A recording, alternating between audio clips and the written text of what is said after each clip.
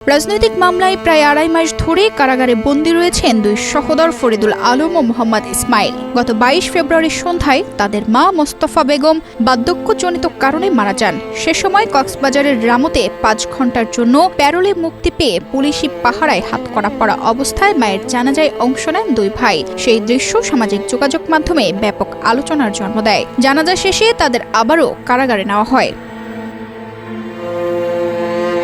মায়ের মৃত্যুর মাত্র ২ দিনের ব্যবধানে ২৩ ফেব্রুয়ারি সোমবার সন্ধ্যায় নিজ বাড়িতে শেষ নিঃশ্বাস ত্যাগ করেন তাদের বাবা নূর আহমেদ।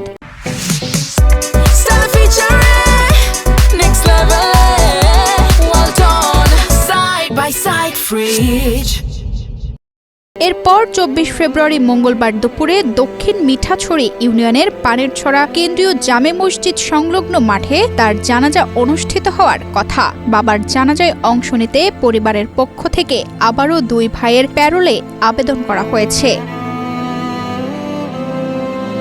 রামু থানা ও স্থানীয় সূত্র থেকে জানা গেছে, কার্যক্রম নিষিদ্ধ ঘোষিত আওয়ামী লীগের রাজনীতির সঙ্গে সম্পৃক্ত থাকার অভিযোগে বিভিন্ন মামলায় দুই ভাইকে গ্রেফতার করা হয়। একটি মামলায় জামিন পেলেও পরবর্তী আরও ২টি মামলায় তাদের পুনরায় গ্রেফতার দেখানো হয়। বর্তমানে তারা কারাগারে রয়েছেন। ইসমাইলের স্ত্রী কুলসুমা বেগম দাবি করেন, তার স্বামী নির্দোষ এবং রাজনৈতিক উদ্দেশ্যেই তাকে মামলায় জড়ানো হয়েছে। বাবা মায়ের শেষ সময়ে পাশে থাকতে না পারায় পরিবারে গভীর শোক ও বেদনা নেমে এসেছে। তানজিদা রহমান, ইনায়া, বাংলাদেশ প্রতিদিন।